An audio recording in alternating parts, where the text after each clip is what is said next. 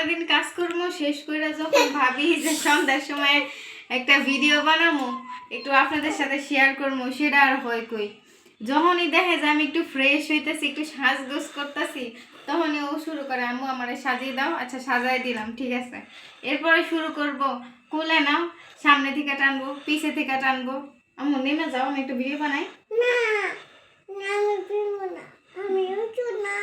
হ্যাঁ অসুখ না, আমি বিমু না, কি ডং। ওর কি অসুখ জায়গাও তো? তোমার কি অসুখ? তোমার অসুখ নাই?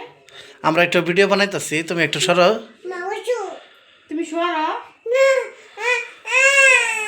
আচ্ছা কিরি মাথায় জোর করো ওর মেয়ের ভিডিও বানানোর লেগে, বাচ্চাটা বানাইতে চায় না। আর আমার বাচ্চা হচ্ছে এরকম, আমি ভিডিও বানানোর আগে ও নিজেই রেডি হয়ে থাকে ভিডিও করার লেগে। এটা লাইক দিতে বলো তো, কেমনে লাইক দে? কলে লাইক দিও। সুন্দর করে বলো, লাইক লাইক দিও। আমি কষ্ট করি।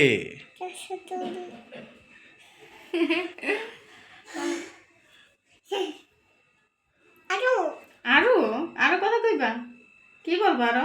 মুখে হাত দেয় না, মুখে হাত দেয় ভালো না। মুখে হাত দিও না। আমি কথা কইতাম, হ্যাঁ হ্যাঁ তুমি কথা মানে কও। ওর কথা বলবো না, ওর কথা শেষ। এখন আমারও বলতেছে কথা বলার জন্য। তো তুমি একটু নাম, আমি কথা বলি। দেখছেন, একটা ভিডিও করার কষ্ট অনেক সময় শুধু আমার ফেসটুকু দেখানো থাকে, কারণ নিচেরটা দেখান যাইব না। নিচে দেখা যাইতেছে উন্না দূরে টানতেছে, জামা দূরে টানতেছে, সালোয়ার দূরে টানতেছে, এই জন্য শুধু ফেসটা থাকে, ওর নিচে টানাটানি করতেই থাকে। মানে ও ভিডিওর মধ্যে আসবই।